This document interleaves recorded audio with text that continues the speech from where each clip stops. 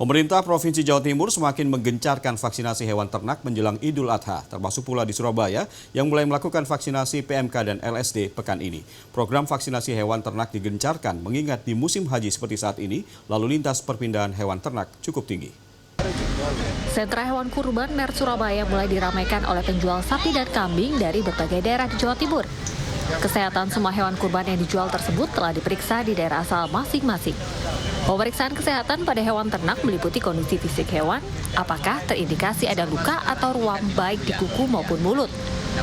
Selain itu, hewan kurban yang akan dipasarkan wajib divaksin. Menurut pedagang, pemeriksaan hewan kurban hingga sampai di sentra penjualan sangat ketat, apalagi setelah merebaknya virus PMK dan LSD. Sebelum sapi berangkat ke darat, sudah ada pemeriksaan di daerah. Perjalanan 10 jam sampai Kalianget, ada karantina di Kalianget sama dokter hewannya.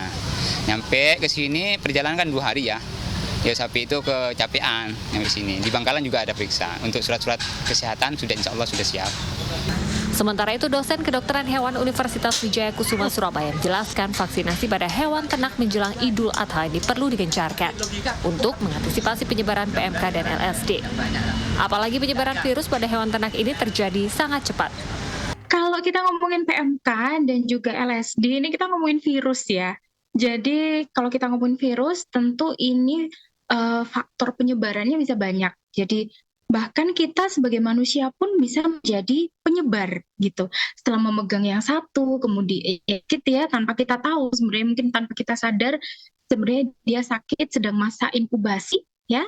Sedang masa inkubasi, jadi dia sudah terkena, tetapi dia belum menunjukkan gejala. Kemudian kita berpindah ke sapi lain yang masih sehat, itu juga bisa. Jadi misalnya masyarakat gitu ya, megang sapi satu, kemudian ke sapi yang lain, nah itu juga bisa. Atau transportasi pun demikian. Nah, ya banyak faktor sebenarnya. Apalagi kita ngomongin virus ya. Jadi ya banyak sekali.